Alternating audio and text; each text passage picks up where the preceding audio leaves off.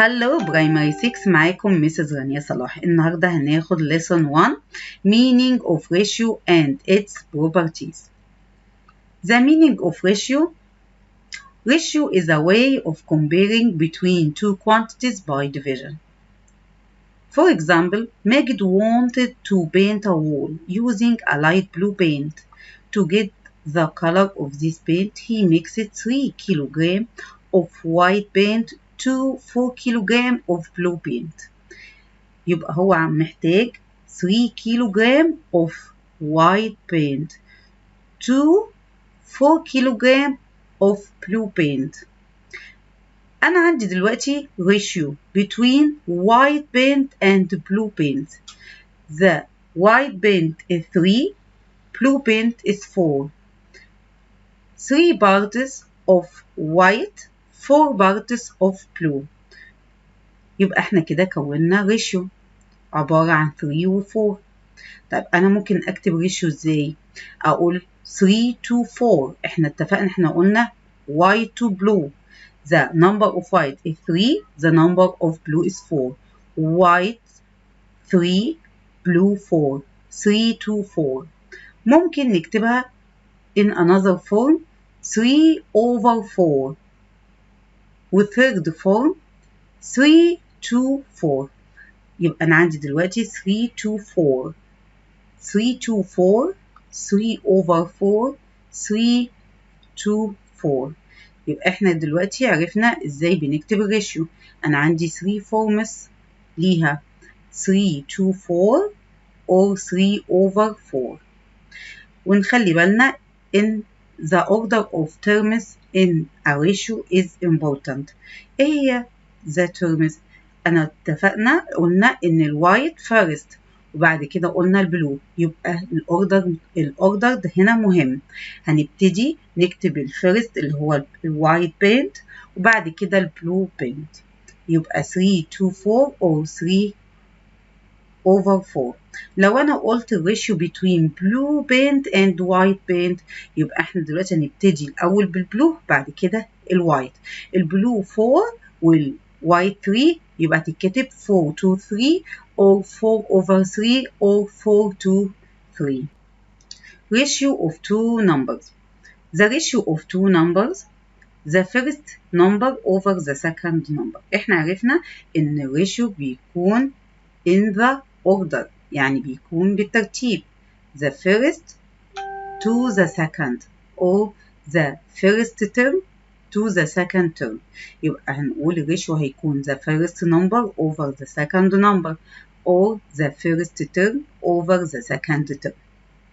طيب the ratio between 5 and 3 is 5 over 3. احنا قلنا 5 first يبقى 5 is the first number. 3 second يبقى 3 is the second number. يبقى 5 over 3 or 5 to 3. 5 is the first term وكمان بنقول عليه antecedent. وعندي 3 is the second term وبرضه ليه اسم تاني اللي هو consequent. Example number 1. In the opposite figure there are 3 red apples and 2 green apples. Write each ratio in 3 forms. Letter A, number of red apples to the number of green apples. First, count red apples. 1, 2, 3. The number of red apples is 3. To the number of green apples. The number of green apples is 2. احنا اتفقنا the ratio in the order. Red is the first, green is the second. So 3 is the first number, 2 is the second number. The ratio is 3 over 2 or 3 to 2. Number of green apples to number of red apples. Green is the first, red is the second. So the ratio 2 to 3. The number of green 2, the number of red apples 3, so the ratio 2 to 3 or 2 over 3.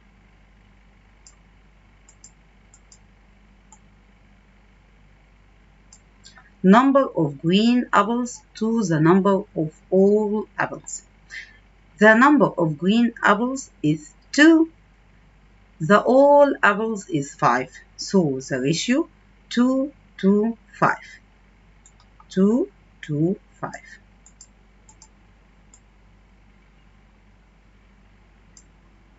Number of red apples to the number of all apples. The number of red apples is 3. The number of all apples is 5, so the ratio is 3 to 5 or 3 over 5.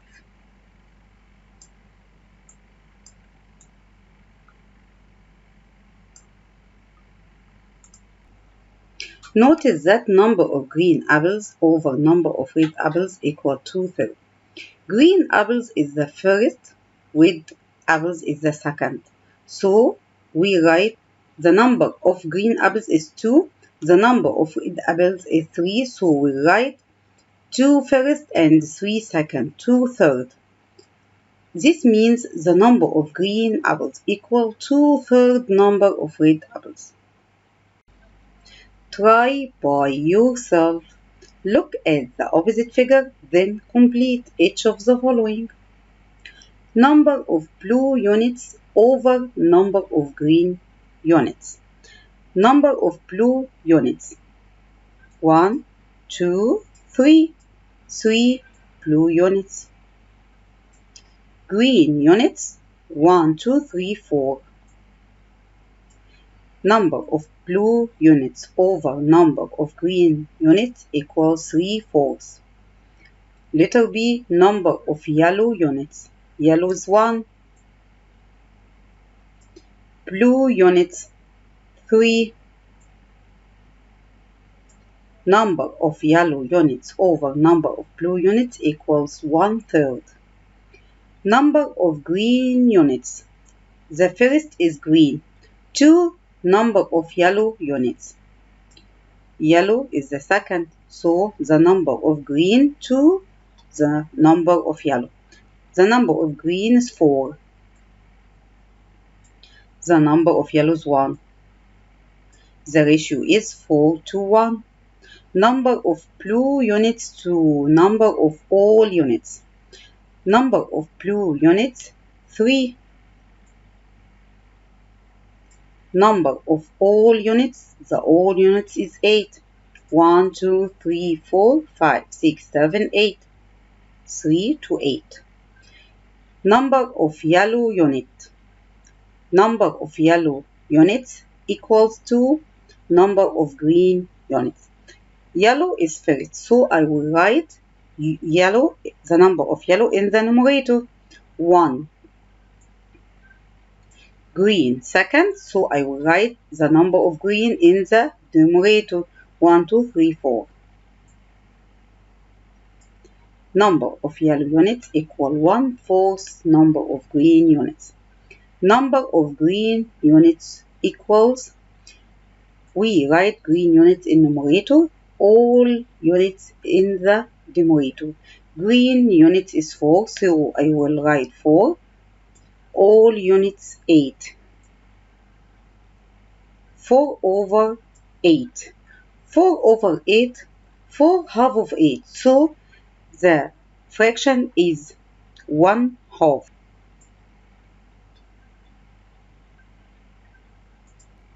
The properties of ratio. Property number 1, the ratio has the same properties of the fraction as reduction, simplifying and comparison. طبعا أنا عندي ratio بتاخد نفس البروبرتيز بالنسبة للفراكشن، زي أقدر أعمل comparing ونقدر نعمل simplifying. تمام. عندي property number 2, in its simplest form, the two terms of the ratio should be two whole numbers as small as possible. معناها إيه؟ معناها إن لازم الريشيو تكون in the simplest form. To write a ratio in the simplest form لازم نفتكر ال divisibility اللي احنا أخدناها السنة اللي فاتت. عندي أي number divisible by 2 لو كان even number. امتى أعرف إن يكون even number؟ لما يكون its unit digit is 0, 2, 4, 6, 8. ويكون كمان النمبر divisible by 3 if the sum of its digit is divisible by 3. زي إيه؟ زي 123. 123 لو أنا دلوقتي عرفت السم of 1 and 2 and 3. The sum of 1 plus 2 equals 3 plus 3 equals 6. هسأل نفسي هي 6 دي موجودة في time table 3؟ Yes. يبقى 123 is divisible by 3.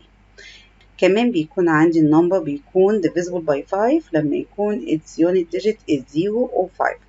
وكمان النمبر بيكون divisible by 10 لما يكون اليونت 0. كمان بيكون النمبر divisible by 6 لما يكون even number. وكمان بيكون divisible by 3 بيكون divisible by 6.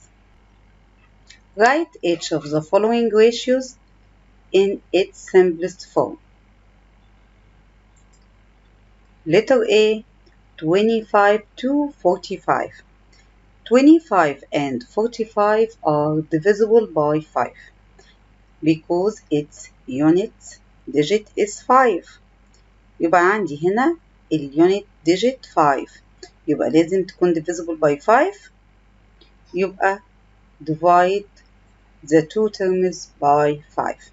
25 divided by 5 equals 5. 45 divided by 5 equals 9. Letter B 30 to 20. 30 and 20 its unit digit is 0, so both of them divisible by 10. 30 divided by 10 equals 3. 20 divided by 10 equals 2. Letter C 48 to 18. 48 and 18 are divisible by 3 وكمان even numbers. طيب لما يكون عندي أي numbers بيكون even وكمان divisible by 3 بيكونوا في نفس الوقت divisible by 6. يبقى 48 and 18 divisible by 6. 48 divided by 6 equals 8. 18 divided by 6 equals 3. The ratio will be 8 to 3. Letter D 2800 to 3500. The two numbers are divisible by 100. 2800 divided by 100 equals 28.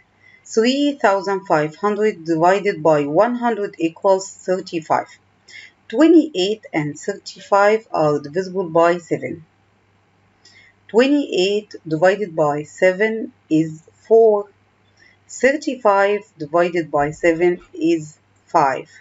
The ratio will be 4 to 5. Example number 3. Choose the correct answer from those given. Letter A 0.4 to 0.16. In the simplest form, إن عندي ratio between two decimal number. 0.4 one decimal number. 0.16 two decimal numbers. طيب أنا دلوقتي عايزة أعمل convert from decimal to whole. احنا عرفنا ان الريشيو بتتعامل نفس معاملة الفراكشن. تمام يبقى 0.4 و 0.16 لازم اعملها multiply by 100. مش هينفع نعمل multiply by 10 علشان انا عندي هنا 0.4 عشان نعملها convert to whole number تمام by 10 بس 0.16 مش هتتحول ل whole number. فبالتالي احنا لازم نعمل لهم times 100. 0.4 by 100 equals 40. 0.16 times 100 equals 16. 40 and 16 are divisible by 4. 40 divided by 4 equals 10. 16 divided by 4 equals 4. 10 and 4 are divisible by 2. 10 divided by 2 equals 5. 4 divided by 2 equals 2. The ratio will be 5 to 2. Letter B 1.4242 in the simplest form. 1.4242 أنا عندي 1.4 decimal 42 whole number. طبعا أنا لازم أعمل convert ل 1.4. طيب عشان أعمل لها convert يبقى multiply or times by 10. طبعا أنا مقدرش أعمل ل 1.4 times 10 بس لازم the two numbers times 10. 1.4 times 10 equals 14. 42 times 10 equals 420. 14 and 420 are divisible by 7. 14 divided by 7 equals 2. 420 divided by 7 equals 60. 2 and 60 are even numbers, so both of them divisible by 2. 2 divided by 2 equals 1. 60 divided by 2 equals 30. The ratio will be in the simplest form 1 to 30. Letter C 5/7 to 3/4 in the simplest form. Cross multiplication operation. 4 times 5 equals 20. 3 times 7 equals 21. The ratio is 20 to 21 in the simplest form. 1 and 2/3 to 2 and 1/2 in the simplest form. أول حاجة إن أنا أعمل convert من mixed number to improper fraction. فأنا بقول by and plus. 1 times 3 equals 3 plus 2 equals 5. 5/3. 2 times 2 equals 4 plus 1 equals 5. 5/2. After that, cross multiplication operation. 2 times 5 equals 10. 3 times 5 equals 15. 10 is the first number. 15 is the second number. 10 and 15 are divisible by 5. 10 divided by 5 equals 2. 15 divided by 5 equals 3. The ratio will be 2 to 3. Letter E 1 and 1/4 to 1.75 in the simplest form. 1 and 1/4 convert to decimal. Fourth is 0.25. 1 and 1/4 1.25 to 1.75. First we convert it to whole number, so I will multiply both of them by 100. عشان أحولهم لwhole number لازم أعملهم multiply by 100. The first number and the second number by the same number. 1.25 by 100 equals 125. 1.75 by 100 equals 175. 125 and 175 are divisible by 5. 125 divided by 5 equals 25. 175 divided by 5 equals 35. 25 and 35 are divisible by 5. 25 divided by 5 equals 5. 35 divided by 5 equals 7. The ratio 5 to 7.